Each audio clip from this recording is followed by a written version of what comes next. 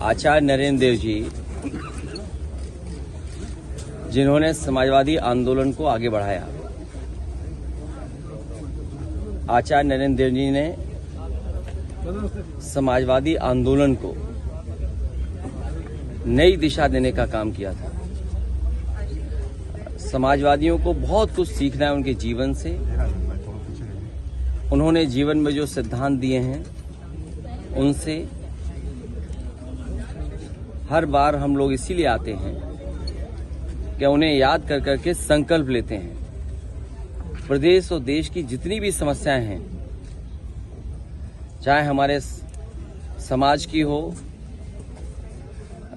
आर्थिक समस्या हो या और कोई देश की, सभी का समाधान अगर निकल सकता है तो समाजवादी सोच और समाजवादी विचारधारा से। और इस संकल्प को दोहराते हैं। हमारी कोशिश रहेगी कि आचार्य नरेंद्र देव जी, डॉक्टर राम मनोहर लोहिया, बाबा साहब भीमराव अम्बेडकर और नेताजी ने जो समाजवादी रास्ता दिखाया है उसके लिए संकल्प लेकर के चलते रहेंगे। ग्राउंड ब्रेकिंग सेरेमनी के लिए क्या कहेंगे सर? पीएम आ रहे हैं।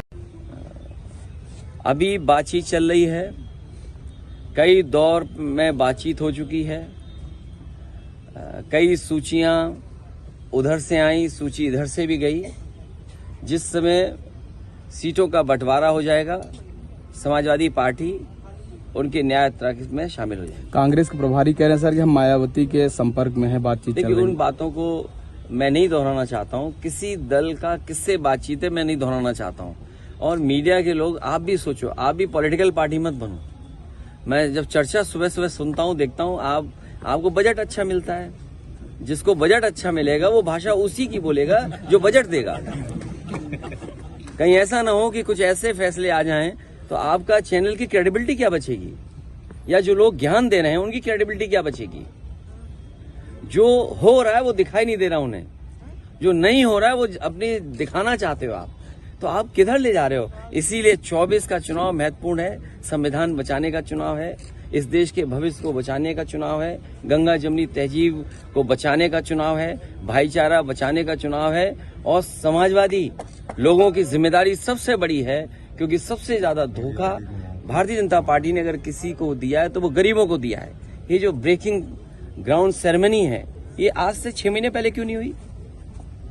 अगर इन्होंने बजट में पैसा रखा होता और इनकी जो पॉलिसीज हैं अगर उसके तहत कोई इंडस्ट्रियलिस्ट आना चाहता तो पहले भी आ सकता था।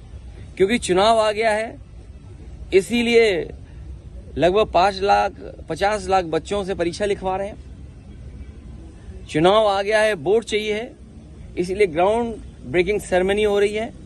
इससे पहले क्या इन्वेस्टमेंट आया है और उस इन्वेस्टमेंट से कितनों को नौकरी और रोजगार मिले, ये सरकार रहेगी तो बाबा साहब भीमराव अम्बेडकर जी का और समाजवादियों का जो आंदोलन रहा है, जो संघर्ष रहा है आरक्षण बचाने का, ये सरकार पूरा का पूरा समाप्त कर देगी। अध्यक्ष जी, स्वामी 7 लाख करोड़ रुपए प्रोजेक्ट को धरातल उतारने का, उससे महत्वपूर्ण ये है कि लगभग 60 लाख नौजवानों ने परीक्षा लिखी है।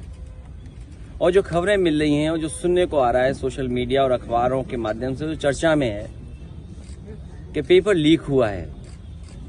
मान लीजिए उसमें 1 लाख बच्चे 100% नंबर पा गए या 10 लाख बच्चे बहुत अच्छे नंबर पा गए, तो क्या सरकार उन सबको नौकरी देगी?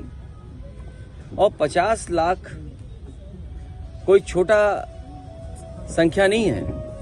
उनसे 5 परिवार के सदस्य जुड़े हैं। तो जो लोग कह रहे हैं कि उनकी सरकार में ये सुरक्षित और बहुत ही सुरक्षा कड़ी में परीक्षा हुई है, तो क्या 2.5 करोड़ परिवारों के साथ धोखा नहीं है? और यही 2.5 करोड़ लोग भारतीय जनता पार्टी को उखाड़ फेंकेंगे। सर